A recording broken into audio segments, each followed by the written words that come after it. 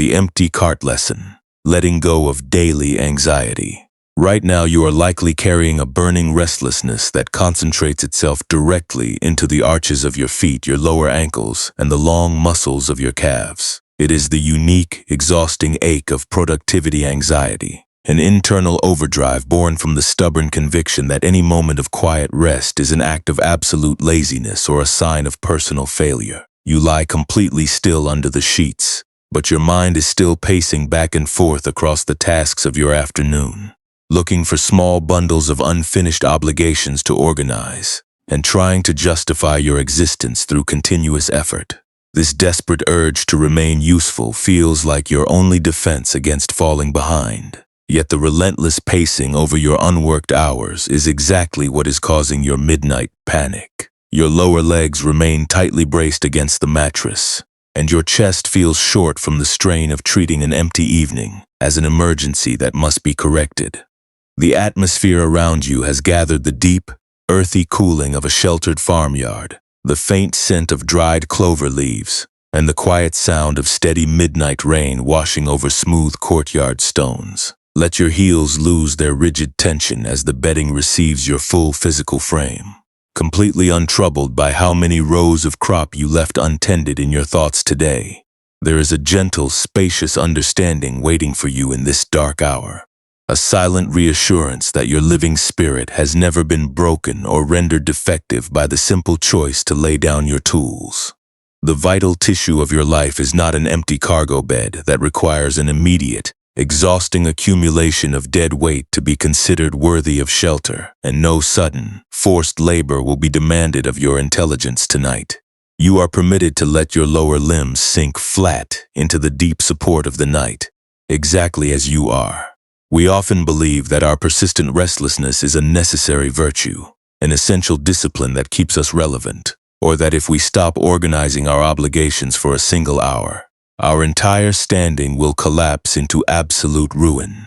But a surprising, liberating insight from the ancient path suggests that our systemic exhaustion comes from a completely different kind of misunderstanding. The mind does not suffer because our daily output carries natural limits, but because we are continuously using our precious midnight vitality to gather dry leaves and dead twigs to fill an already cleared wooden cart, simply because the sight of an empty cargo bed makes us feel useless to the estate.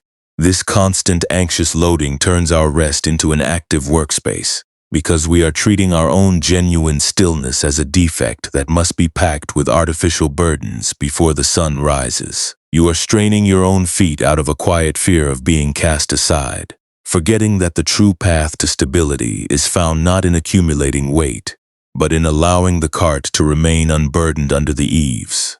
It is deeply draining to live your life as a meticulous guardian to an imaginary ledger, constantly gripping the wooden frame while your ankles absorb the dry stress of your self-policing.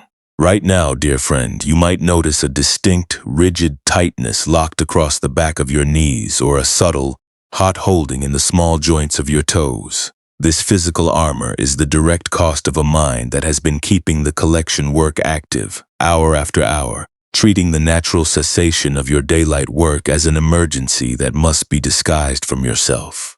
Maybe you have felt this too, a heavy weariness that makes it impossible to fully receive a peaceful evening, because you are still mentally measuring your current stillness against an idealized image of permanent achievement. We assume that if we can just maintain our hypervigilance, we will eventually earn the right to exist without guilt. But keeping the cargo of yesterday so close to your focus only ensures that your sleep is disrupted by the strain. In a short while, our journey will lead us to an empty ox cart resting under a deep cedar overhang, offering a completely fresh way to relate to this driven life. But before we wander out onto those quiet courtyard stones, let us sit softly with the immediate reality of how your body is resting right now. The anticipation of being found lazy or unproductive can feel like a heavy iron weight pressing deep into your lower belly, its restriction shortening your breath as you lie perfectly still under the blankets. You have monitored this internal field for many nights, believing that if you allowed your focus to cool without a complete plan for tomorrow's performance, your position would remain vulnerable forever. But notice how much energy it takes to keep those old calculations spinning beneath your sheets. Your calves have grown hard from the investment, and your palms are tensed against the fabric. Allow a slow, unhurried expansion to clear the scent of the dry clover from your chest, letting the cool courtyard air move through your center without any resistance or force. As you let that current pass, notice if there is even a tiny pocket of space where the root of your ankles can loosen completely, letting your heels spread out like untensioned fibers against the bed. You do not have to finish the cataloging of your entire life before the sun rises, and you do not need to find a perfect justification for your rest to prove your readiness for sleep. The application is finished, the tools are laid down, and your lower legs can lose their rigid bracing, because the unburdened cart requires no further cargo to find its place in the dark. There is no requirement to prove your flawless utility to a world that has already received your presence, and you may let your feet drop flat upon the soft hemp lining for the night. The heavy identity of being a lazy servant who must permanently prove their worth is not your permanent nature, because the standards that taught you that defense are completely external, existing now only as a habit of urgency inside your muscles. What you are actually carrying is your ongoing effort to validate your presence through continuous movement, a quiet, internal panic that your dignity cannot survive without the protection of your productivity. Every time you replay the details of your unfinished chores to validate your restlessness, or hold your body back from a simple moment of rest out of loyalty to your anxiety, you add another layer of unnecessary stress to a frame that was meant to be left light. You are completely permitted to be tired of this constant monitoring, and you may let the empty cart find its own balance tonight. Let your shoulders drop away from your ears, letting go of the unspoken lists and the silent self-reproaches you have been planning behind your eyes for so long. Let the small muscles around your lower back relax, releasing the constant, vigilant effort to keep your performance straight against a world that you cannot modify from your pillow. Right now, the entire valley has grown completely silent, and the empty cart needs no guardian tonight, your intervention, or your permission to remain completely quiet. You are safe enough to let the defensive machinery of your thoughts go entirely slack. If it feels right, allowing the anxious questions to fade down naturally while the midnight rain carries the last traces of urgency away into the wide night sky. The steady, rhythmic dripping of rainfall sliding down the broad thatch eaves introduces an unhurried sequence of shadows that gradually spills across the outbuildings. Deep within that low-lying farmyard, where the midnight drafts always carried a rich scent of damp earth and crushed clover leaves, lived a young estate worker named Saburo. Saburo possessed a remarkably agile frame for turning up compact soil, an exceptional endurance for lifting heavy oak tubs, and a burning restlessness in the arches of his feet that made any quiet interval feel like an accusation of absolute laziness. Season after season, the bailiffs had recorded his daily tallies on the barn beam, without offering a single gesture of explicit approval, an arrangement that had left a permanent anxious compression directly behind his calves. This hidden wound had gradually driven him to become an obsessive hoarder of tasks, a person who believed that if he could only demonstrate an unyielding, continuous utility, his standing would finally be secure, shielding him from the terrifying agony of being found unnecessary to the household. This relentless urge to justify his existence led Saburo to focus heavily on a large, empty ox cart that stood at the center of the dark courtyard. The heavy wooden vehicle was gray from decades of weathering the seasonal monsoons, its long cargo bed entirely bare and clean after the completion of the autumn grain distribution. He spent his late hours hovering near this unburdened frame, viewing his constant physical exertion as his ultimate defense against the quiet, dark silence that settled over the village rooftops after the lamps were extinguished. While the older farmhands slept soundly in the loft or watched the low embers die out, Saburo would remain awake under the rafters, endlessly gathering dry leaves and dead twigs from beneath the hedges to pack into the empty cart. The scratchy, brittle debris would scrape against his palms and gather beneath his fingernails, leaving his hands raw and his mind locked in a state of absolute, frantic monitoring. His lower legs grew rigid from pacing back and forth across the wet flagstones. Yet he refused to let the wooden bed remain empty, treating his own body as an engine that had to force a purpose out of a cleared workspace. As the midnight rain settled into a steady, cooling downpour, turning the farmyard into a silent wilderness of dark mud and glistening stone, the habit of forcing his usefulness turned his late nights into a state of absolute, hollow exhaustion. He would stand before the empty ox cart under the dim, flickering light of a oiled paper lantern, his breathing short and his attention fixed on a heavy wooden pitchfork that he was using to compress the loose bundles of twigs into the corners of the frame. The dry timber scraps were light from the autumn wind, resistant and brittle, refusing to pack tightly or remain stationary within the broad oak planks. His thoughts ran in narrow, exhausting loops of emotional evaluation, replaying the passing comments of the land managers, preventing his diaphragm from ever experiencing a full, unhurried expansion. He was so busy trying to prove his loyalty by filling an unburdened cart with useless weight that he could no longer perceive the deep safety of the shelter. Nor could he close his eyes without feeling a profound guilt for his lack of physical output. His entire sense of worth had become tied to the wooden pitchfork, an unhearing tool that remained tensed in his grip while his feet grew increasingly hot. Deep within a small, timber-sided liento near the old grain granaries, where the overlapping cedar shingles kept the interior completely dry, lived an elderly helper known as the master carter. He was a person of immense, slow stillness, his movements quiet as the falling rain, his forearms thick from decades of handling leather reins but entirely free from the tensed, guarding patterns that locked Sabaros' posture. He spent his days sitting by the inactive axles, checking the structural pins and oiling the wooden hubs without chasing any extra cargo, living entirely through the immediate baseline of the present hour. One evening, when the storm was swirling the dead willow leaves across the flagstones, the old carter stepped out from beneath his overhang, his steps unhurried as he carried nothing but a blunt wooden peg and a small jar of hemp oil. He stood near the oak cart where the young hand worked, his eyes reflecting the dark, spacious quality of the farmyard. The old carter did not offer a complex lecture on the illusion of productivity, and he did not scold the laborer for wasting his remaining vitality on debris that was meant to return to the soil.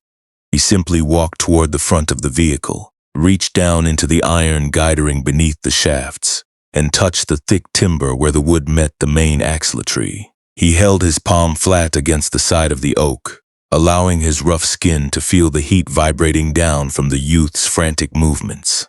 Completely unhurried by the steady downpour that filled the air, he looked toward Sabaros' tensed, automated posture, then reached out his blunt wooden peg, placing its smooth surface directly over the top of the tensed right hand that was still white-knuckled against the pitchfork handle.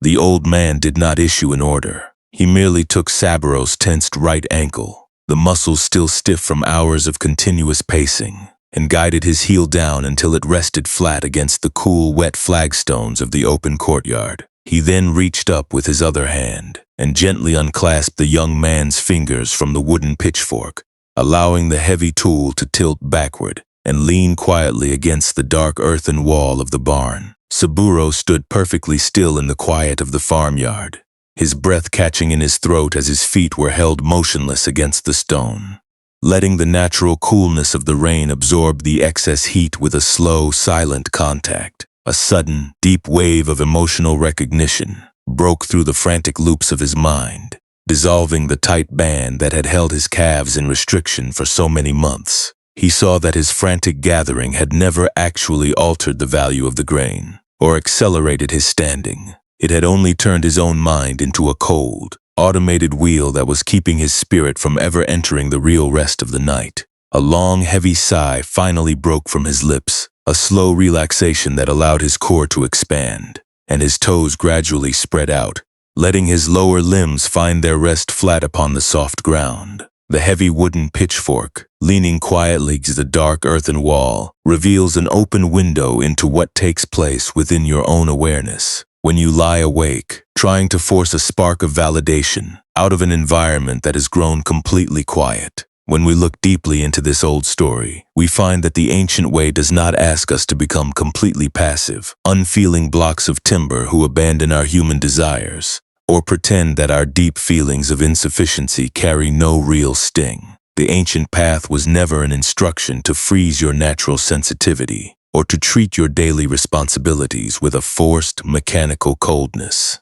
It is a completely different kind of invitation. A quiet realization that the genuine friction of a busy day is very different from the exhausting secondary struggle of continuously piling up old tasks to keep an illusion of perfect worth alive. Your internal space is simply a broad farmyard terrace that has been subjected to a very long, unpredicted harvest, a setting waiting for its natural inner stillness to return. The true burden, the heavy work that keeps you from sleeping tonight, is the fierce, ongoing restriction your mind applies to your ankles and calves every single hour.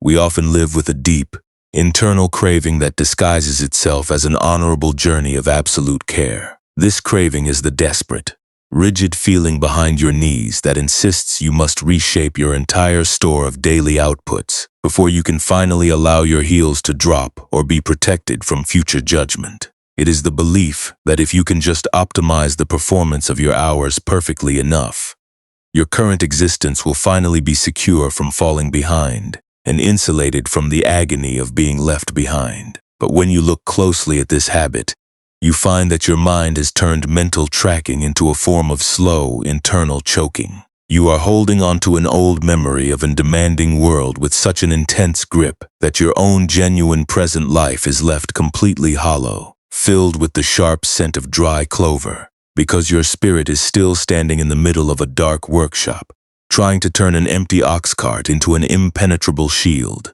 True presence is not about destroying your capacity to work with devotion, but about developing the gentle ability to notice an automated anxiety without giving it all your current strength to stack another piece of an unresponsive surface. It is the simple, soft awareness that can observe a habit of hypervigilance arising in the mind without mistaking that specific reaction for a permanent definition of the clearing you inhabit. When you allow yourself to perceive an internal stagnation as a heavy tool resting against a barn wall, rather than a total collapse of your personal value, your relation to your history begins to change. The demands of your yesterday cannot dictate your peace tonight, unless you lend them your current breath, using your limited energy to maintain a frantic execution that does not belong to the quiet room where you are resting. Consider how much more exhausting a task becomes when you decide it is an active defect you must correct from your bed, rather than just an old winter that has already settled over the headland. The great insight of constant change reminds us that nothing in our internal landscape is permanent.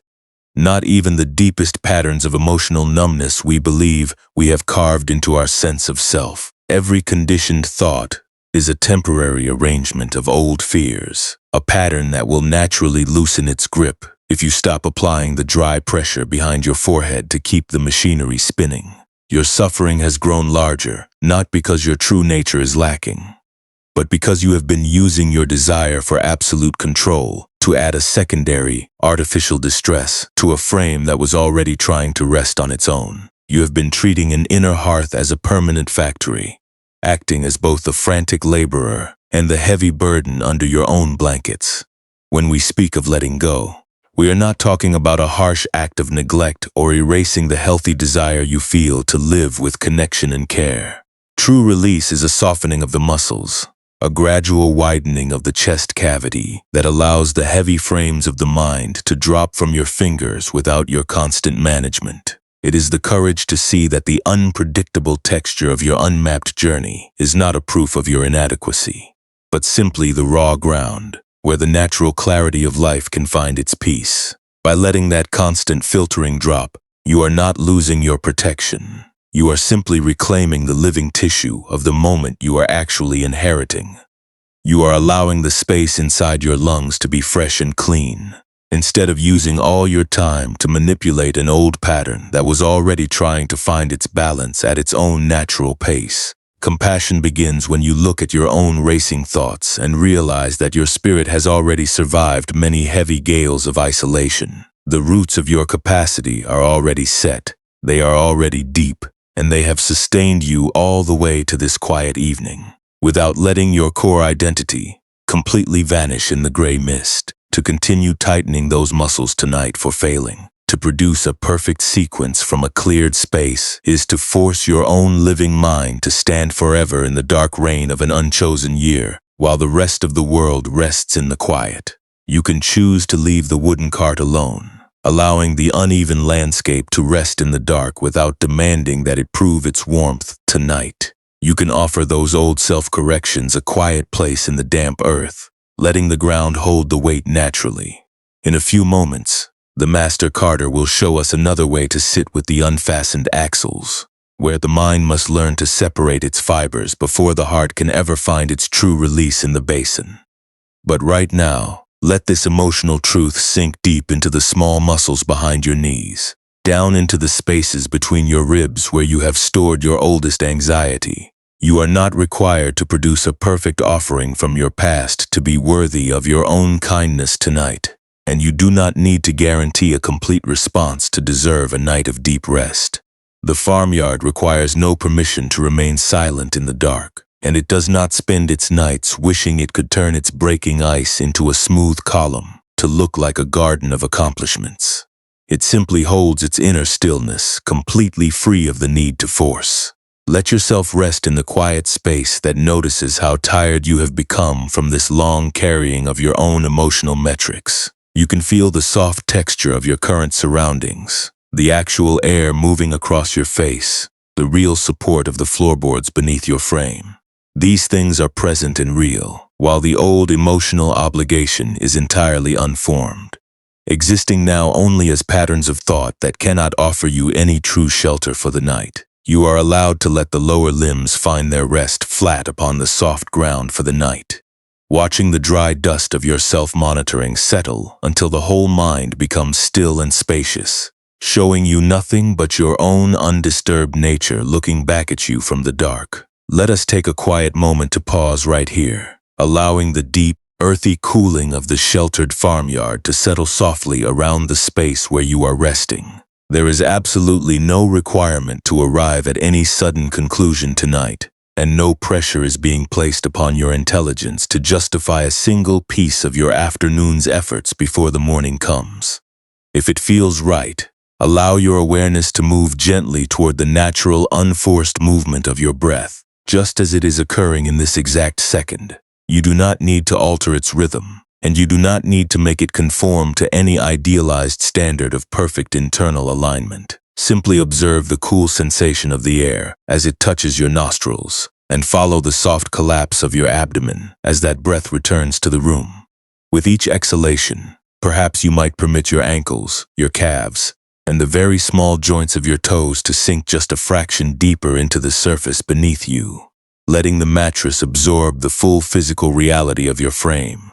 As you lie here in the dark, you might become aware of a specific automated habit, a persistent burning restlessness, or a chronic cycle of productivity tracking that has been circulating through your thoughts tonight. Instead of trying to push this protective urge away, or forcing yourself to stop planning tomorrow's chores, see if you can simply give it permission to be observed. You might imagine that this persistent need to remain useful is like a pile of dry leaves and twigs, scattered across a broad wooden cart, their scratchy textures creating a subtle friction inside your awareness. There is no need to judge yourself for holding on to this drive, because it makes complete sense that you would try to secure your safety by keeping your body highly alert before a demanding world. Even noticing that your lower legs are braced against the possibility of being found unnecessary is enough, a soft, compassionate recognition that requires no struggle and no sudden breakthrough.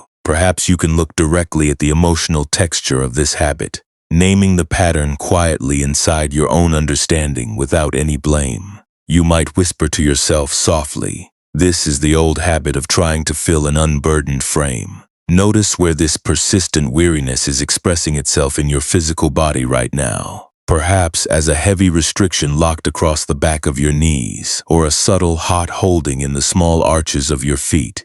If it feels comfortable, Imagine mentally allowing the tight fingers of that gripping mind to soften and slide slowly outward, letting the wooden pitchfork slide away from your focus without any effort from your hands. You are not abandoning your daily responsibilities or pretending that your practical life does not matter. You are simply giving your lower limbs permission to loosen completely into the dark, letting the courtyard outbuildings rest without your active management.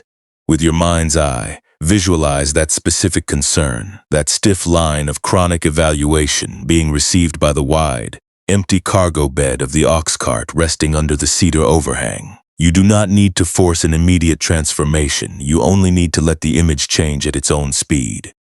Watch as the mental representation naturally begins to alter. The scratchy, restless texture of the loose twigs, losing its rigidity as it blends into the soft, unresisting downpour of the steady midnight rain. Let the visualization move without any effort from your side, watching the wide oak planks absorb the full density of your projections until the internal atmosphere feels completely uniform, calm, and safe. The brittle debris that filled your focus begins to scatter and separate under the falling drops, losing its form entirely as it sinks down into the dark, wet stones of the courtyard floor. There is complete safety in allowing this inner practice to dissolve into the deep quiet of the room, knowing that you can return to your daily routines whenever you are ready. For right now, in this unhurried interval, your only requirement is to return to the simple physical surface of your bed. Notice the crisp, clean texture of the linen against your wrists, the cool temperature of the air touching your skin, and the steady, automatic rise and fall of your chest. You do not have to finish the cataloging of your entire life before the dawn arrives, and you do not need to achieve a state of absolute resolution tonight. The application is finished, the tools are laid down, and your lower legs can lose their rigid bracing, because the unburdened cart requires no further cargo to find its place in the dark. There is no requirement to prove your flawless utility to a world that has already received your presence, and you may let your feet drop flat upon the soft hemp lining for the night, without any supervision from your tired thoughts, as you allow your presence to sink fully into the ground beneath you. As your frame continues to find its natural weight against the bed, perhaps you can perceive how the simple presence of the empty cart represents an entirely different way of moving through your dark hours. It does not try to rewrite the behavior of the seasonal storm or grind away its own natural timber. It simply rests its structure against the courtyard foundations, requiring no final reason to remain completely still under the eaves. You can allow your awareness to rest in that same simple space of immediate reality tonight, choosing not to add another layer of calculations to the chores you wish you could have completed. Even noticing that your mind wants to reach for the heavy wooden tool is enough, a gentle observation that requires no judgment and no force. You can let your thoughts rest on the dry, soothing texture of the oak timbers that seems to fill the quiet spaces of your mind, a clean and grounded imagery that brings no demands and no parameters. You are not required to guarantee the absolute safety of your future or balance the ledger of your inputs before you are permitted to close your eyes. The gray mist is passing outside the barns without any assistance from your vigilance, and the empty cart requires no guardian tonight to justify its position in the yard. You are completely permitted to let your boundaries go slack, watching the old habits of calculation lose their density, until there is nothing left but the quiet, rhythmic expansion of your breath holding you safe in the dark. Allow the space behind your knees to widen naturally, letting the remnants of the day's strain dissolve into the cool shadow of the room. You do not need to construct a permanent meaning out of every responsibility, and you do not need to prove your readiness to a world that has already accepted your presence. The valley is silent, the high thatch roofs are dark, and the air passing through your center is perfectly unencored, spacious, and clean. You may let your presence sink deep into this immediate rest, letting the rain take the dust while your soul finds its own original stillness. Perhaps you can allow the weight of your lower thighs to become completely heavy, feeling the broad muscles spread out and open as the remaining heat recedes from your skin. You have spent many days maintaining a frantic pace, believing that if you paused for even a short interval, your security would vanish into the mist. But notice how naturally the earth holds you when you choose to stop the movement. The flagstones do not crack when the cart is left bare, and the estate does not crumble because the worker has laid down his fork for the night. You are allowed to participate in this same effortless stability, choosing to let the unworked hours remain empty and clean under the dark sky. Let your breathing become even slower, softer, and more silent, a gentle ripple that moves through your lower abdomen. Without any conscious direction or effort, you are stepping out of the active workshop of your anxiety, leaving the heavy gates to close quietly on their own while you return to the basic reality of this room. The lists you have been preparing behind your eyes carry no substance in this dark hour, and they cannot provide you with any true shelter from the winter cold. You can let them drop flat upon the floorboards, exactly like the dead willow leaves that have found their rest in the wet grass. Your value is already complete, your presence is already secure, and you are entirely free to let the empty cart rest in the shadows while you sink into the deep restorative quiet of the night. The cold, wet breath of the midnight storm began to seep directly under the low cedar beams, curling across the stone floor of the outbuilding until the entire interior smelled of damp earth and crushed clover leaves. Saburo sat perfectly motionless on a low straw mat, his ankles tucked loosely beneath his frame, watching the tiny droplets of condensation slide along the bare oak surface of the empty ox cart. Across the yard, the master carter was quietly cleaning an old, unpainted wooden axle pin with a scrap of dry hemp cloth, his fingers moving by touch alone, completely unbothered by the rising gale or the total absence of cargo in the barn. The old teacher did not offer an artificial light to clarify the young man's future, and he did not promise that the next harvest would bring an explicit gesture of approval from the land managers. He merely reached into his linen vest, pulled out a small horn vial of linseed oil, and allowed his gaze to rest on the vast, dark expanse of the open fields beyond the courtyard gate.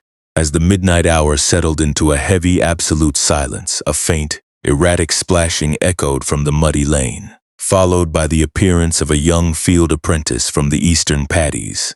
The boy was carrying a massive, waterlogged bundle of split bamboo poles on his shoulder, his chest heaving with exhaustion, as he explained that the drainage ditch near the low embankment had completely collapsed under the pressure of the downpour, threatening to swamp the seedlings unless someone helped him carry the heavy timber markers to the ridge before dawn.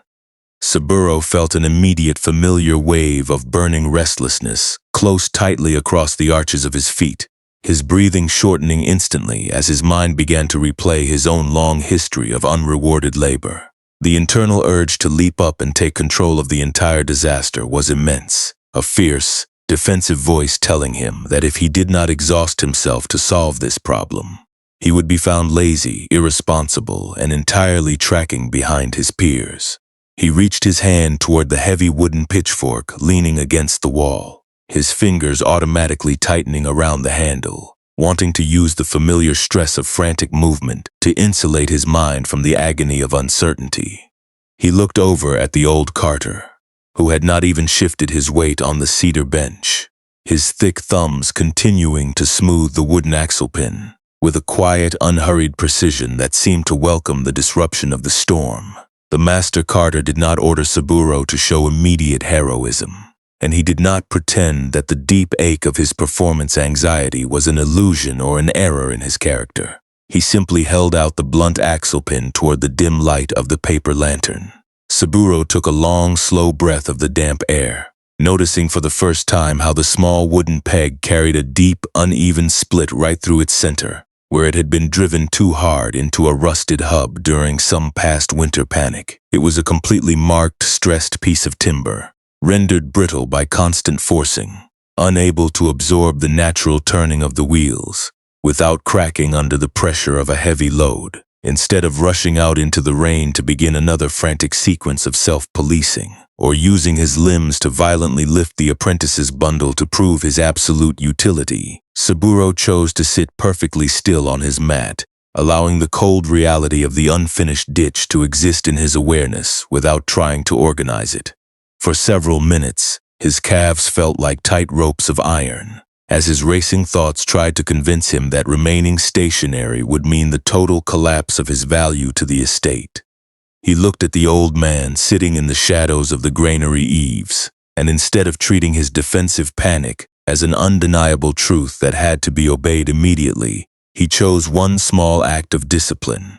He pulled his hands completely away from the pitchfork, left the empty ox cart resting in its dark corner, and simply reached out to take the small horn vial of oil from the master's hand, choosing to sit with the discomfort of the unresolved emergency rather than forcing the evening to match his frantic internal ledger. A quiet, fluid warmth began to circulate through the rigid muscles right behind his knees, softening the gray restriction that had kept his lower legs braced since the beginning of the autumn. He realized that his constant, unfeeling packing of the loose debris had never actually accelerated his security or earned him the rest he desired. It had only turned his own mind into a heavy, automated wheel that was keeping his spirit from ever receiving the stillness of the night. He looked at the split axle pin in his palm, its rough grain pressing into his skin, and recognized that his internal suffering was no longer being caused by the demands of the bailiffs, but by his own daily refusal to let his feet go slack before his worth was verified. He stood up slowly, walked to the low threshold where the shivering boy stood, and instead of taking the entire burden onto his own shoulders, he gently returned 3 of the wet bamboo poles to the apprentice's arms, offering to walk beside him to the ridge at an unhurried, steady pace, without needing to prove he could carry the entire valley alone. He did not become a perfectly peaceful laborer in that single sequence of actions, and he did not pretend that the old burning had completely vanished from his heels.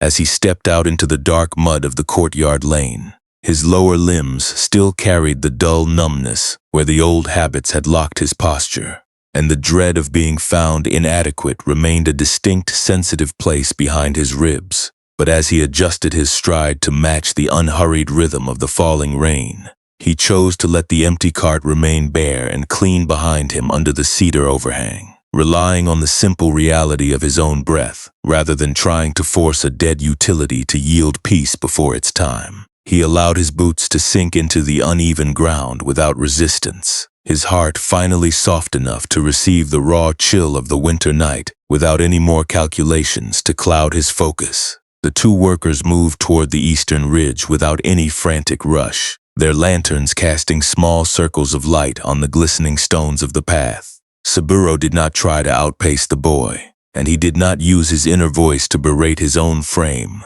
for failing to prevent the collapse of the embankment. He simply placed one foot down after the other, letting the wet clay hold his weight, experiencing each step as a complete arrival, rather than a desperate attempt to catch up with an imaginary standard. The master carter remained seated near the inactive axles, his blunt tools resting flat on his knees, his face turned toward the open threshold with an expression of complete unforced peace. The farmyard was cold, the barn was dark, and the future of Saburo's standing remained entirely unwritten in the ledger. Yet the air behind his ribs felt larger and more spacious than it had in many winters, holding the uncertainty of the storm just like the open sky holds the rain. The slow, steady stride out into the muddy courtyard lane reveals an incredible transformation in how we can treat our internal habits of chronic overthinking during these quiet midnight hours. When we dismantle the hidden machinery of our late-night productivity anxiety, we continuously find that we are treating our vulnerable human journey like an unverified record, trying to force an output out of the dark, so that we never have to face the quiet cold of absolute uncertainty. We live with an unspoken, deep dread of what will happen if our daily performance shows a sudden drop in value, leaving our sensitivity exposed and our personal dignity completely undefended against an unyielding environment. This persistent fear of being found unready or unaligned drives us to endlessly rehearse our upcoming responsibilities, or continuously replay our old mistakes beneath the blankets, as if our mental tracing could somehow force the flowing universe to match our parameters before the sun rises. We assume that if we can just manage the memory of what was left imperfect with enough intensity, we will eventually earn the right to exist without the sting of guilt.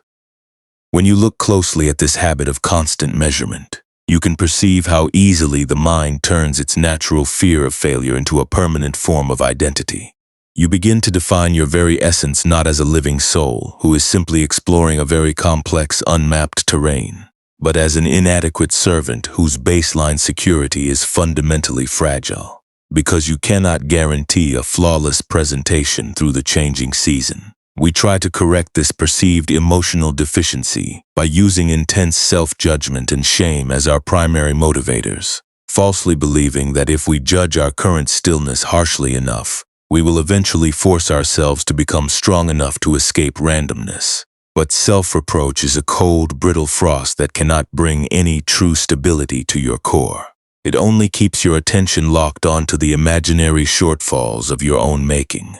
You become so accustomed to the familiar, burning restlessness locked directly within the arches of your feet that you begin to mistake that constant, draining urgency for your actual name. The core insight of ancient wisdom draws a very sharp, very merciful distinction between the raw impact that life naturally delivers and the extra suffering our mind constructs through its own desperate attempts at manipulation.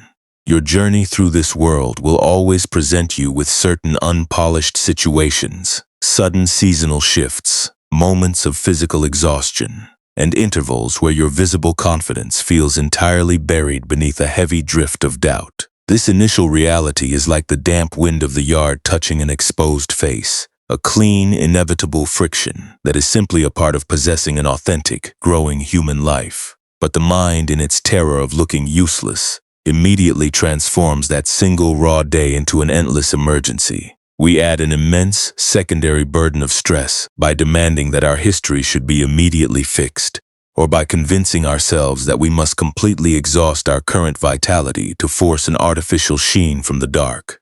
Imagine a soft, unbaked clay brick left out beneath a low wooden shed to dry slowly in the natural humidity of the autumn evening, intending to let the damp earth find its own organic firmness before it ever encounters the fire of the kiln. The material thickens and stabilizes because it is allowed to remain still within its quiet mold, without any human tool to accelerate its shape. But if an anxious worker becomes consumed by a frantic panic that a single corner might retain a trace of soft moisture, and he begins to take a sharp iron scraper, violently shaving away layer after layer of the wet earth to force it to look complete before the night is over, his desperate intervention only reduces the foundation to a heap of dry, unusable powder, destroying the very structure he was trying to protect. He ruins the integrity of the brick not because his hands are intentionally destructive, but because his intense refusal to tolerate a single natural stage of development creates a grinding friction that breaks the material's balance. The inherent soft vulnerability of the clay was never a threat to its ultimate durability. Your rigid, hypervigilant manipulation of your own human limits is what creates the fracturing stress that disrupts your rest tonight. True peace does not mean that the unwritten chapters of your career, your relationships, or your personal health will suddenly display a flawless blueprint upon your wall, or that the universe will completely change its rules to guarantee you a life without any difficult seasons. Liberation arrives when you finally change your relationship with the unpolished moment itself, allowing the vast container of your present awareness to hold the rough texture without letting that lack of predictability pull your physical body out of its natural alignment. You stop treating every anxious projection as a solid, undeniable reality that must be resolved from your mattress before you are permitted to close your eyes. When you notice a sharp, dense loop of planning arising behind your knees, you can perceive it as nothing more than a single falling leaf moving across a very broad courtyard floor, a temporary shadow that will naturally spend its density if you simply keep your limbs loose, by letting go of the need to remain a permanent operator over your own destiny. You are not committing an act of neglect against your practical life. You are simply recognizing that true dignity develops its strength deep within the core, entirely out of sight, and no amount of midnight grinding can assist the traveler in finding his center through the dark before he allows the material to cool. This internal transformation is incredibly subtle. It does not require a dramatic breakthrough or a complete rewriting of your practical goals. It is as simple as taking one single unhurried breath before you follow an old habit of automatic self-correction, noticing the familiar pull in your calves, and deciding to let the tools of your mind drop away for the remainder of the evening. You are giving your spirit permission to inhabit the actual sanctuary where your spine is resting right now, instead of running back to the unheated factory of an unchosen year. In a short while, we will explore how this deep farmyarderous wisdom can be carried out of the woods and into the specific daily patterns of your modern life. But for right now, let yourself sit with the immense relief that comes when you realize you do not have to finish the architecture of your entire survival plan tonight. The world is turning without your supervision. The unworked fields are holding their positions in the dark, and your value as a living soul requires no validation from a destination that was never meant to show itself in the dark. You are entirely permitted to let the muscles of your legs become soft and spacious, watching the old habits of calculation lose their grip until there is nothing left to hold on to but the simple, solid reality of this present hour. Let your awareness notice how the habit of self-judgment acts exactly like a layer of dry, hardened dust lining the inside of your mind. We try to use this rigid casing to keep our feelings from shifting, believing that if we can create an absolute boundary against the unknown, our inner world will remain perfectly pristine and untouched by change. But the more we pack our true nature into these artificial compartments, the more we cut ourselves off from the natural warmth of the present moment. We become terrified of our own vulnerability, treating a single moment of stillness or uncertainty as a sign that our entire structure is collapsing into ruin. We forget that a living heart is meant to expand and contract, to feel the full texture of the passing seasons without becoming brittle or cold. When we allow ourselves to look at our anxiety through the simple clarity of the empty ox cart floor, we see that true durability comes from being empty, not from being filled with columns of straight lines. The dark timber can execute a beautiful, clean alignment precisely because it does not try to reshape the entire mountain. All at once, it allows its surface to meet the single millimeter directly in front of its natural edge. It holds the weight of the high winter, not by fighting the gravity of the foundations, but by restricting its focus to the small circle of available light cast by the lamp. Your spirit is fully capable of this same flexible endurance tonight. You do not need to turn your mind into a permanent factory to survive the transitions of your life. You can allow your awareness to become like that unpainted cedar frame, letting the warmth of the passing hours move through your center without leaving a single line of tension behind. Let the tight grip in your lower calves dissolve completely into the supportive surface beneath you, feeling how the mattress receives the full weight of your frame without asking for a single proof of your perfection.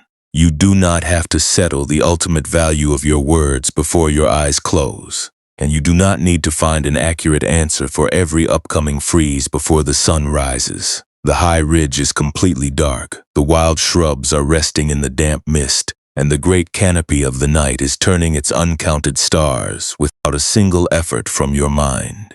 You are completely permitted to let your boundaries go slack, watching the old habits of calculation lose their density, until there is nothing left but the quiet, rhythmic expansion of your breath holding you safe in the dark. This quiet farmyarderous perspective is never meant to remain locked within a low wooden shed near the freezing fields. It belongs directly in the middle of your modern digital afternoons. We carry our heavy, empty cargo frames into bright offices, down crowded streets, and right into the tight suspense that follows a sudden phone notification. Think of those specific moments during your week when your hand reaches out automatically to tap a dark glass surface, looking over and over for some small sign of confirmation or reassurance from an external source. In that small, high-stress interval, your inner life is acting exactly like an anxious farmhand in a dark outbuilding, frantically gathering dry debris to ensure your presence does not show a single day of vacancy to the estate.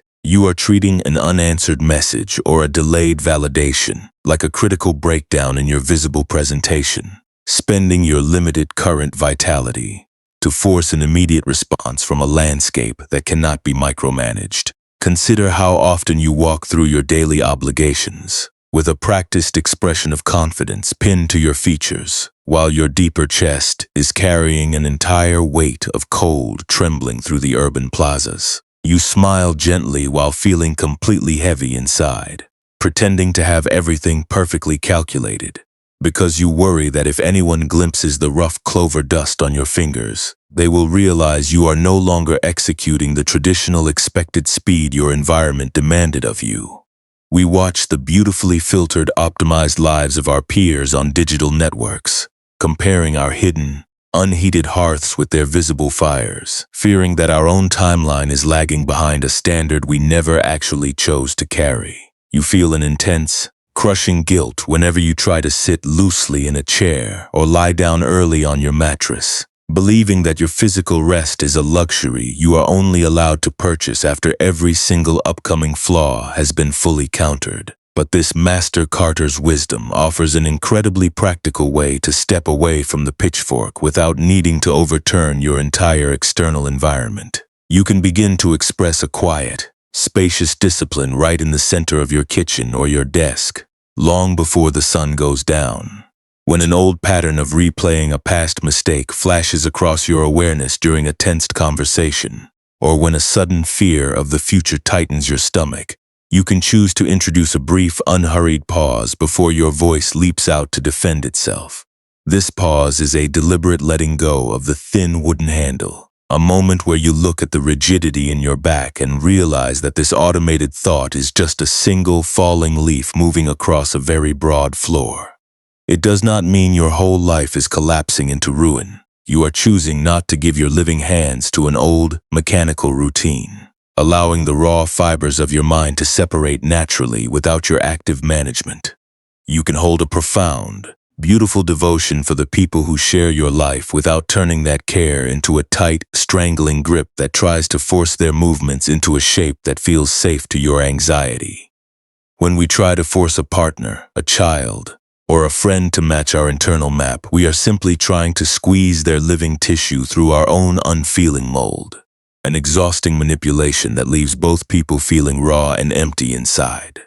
True connection acts more like that vast, unmapped mountain forest, remaining broad and steady, allowing the other person to exist without needing to satisfy your internal calculations. You do not need to turn their actions into a proof of your worth to make your own existence valid, because your capacity for awareness is already deep enough to contain whatever winter wind moves through the room. Allow your mind to absorb the liberating truth that you do not need to earn your right to lie perfectly still on this bed, and your value as a living being is not dependent on how many offerings you manage to complete today. You can let your bones become heavy right now, simply because the dark has arrived and the foundations beneath your room are entirely ready to sustain your weight without asking for a single proof of your validation. You can let the unwritten tomorrow go completely dark tonight, understanding that the only current that contains any genuine warmth, any real life, or any real breath is the one passing through your lungs in this precise second. The future you are endlessly rehearsing is just a cold machine your anxiety is spinning out of dry dust, a pattern that carries no actual substance, unless you choose to pull it over your chest before the day has even dawned. When you notice your attention creeping forward to predict an old disappointment or mourn a misstep you did not prevent, you can gently hold the movement without a single trace of anger or self-judgment. You might smile at how deeply your conditioning wants to protect you by dragging you back to the unheated factory, and you can offer that anxious habit a moment of soft validation. You can say to your own heart, the short tool has already been left on the stone floor. The workspace is empty, and there is absolutely no debt left to pay in the middle of the night.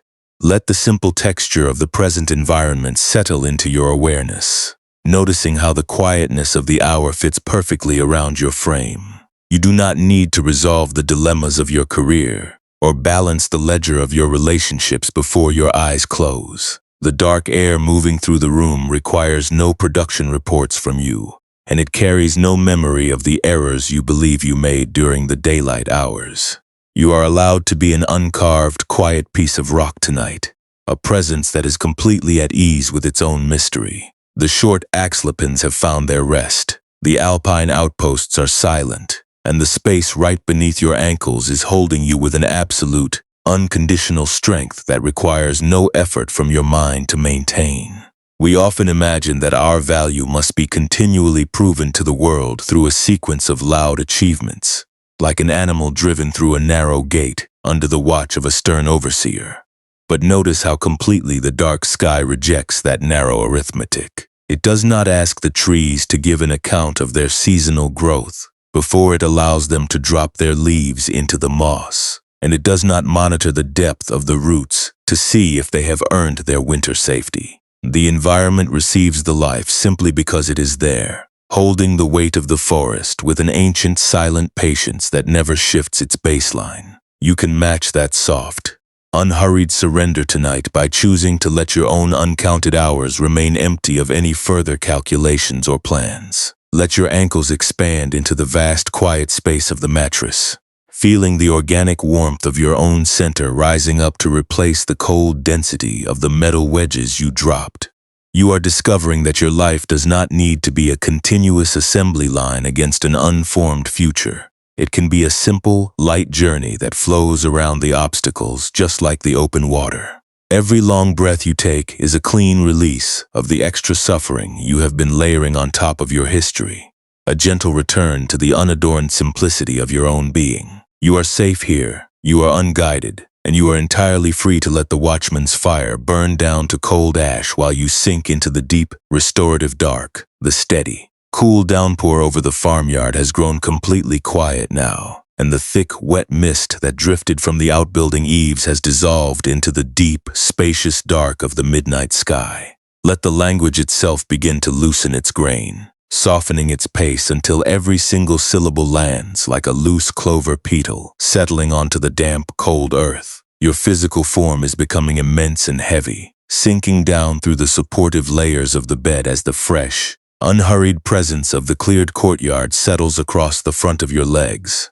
The long daily watch over your internal metrics has ended for the night, and the heavy wooden pitchfork has been left completely abandoned upon the mud floorboards, far below the surface of your current awareness.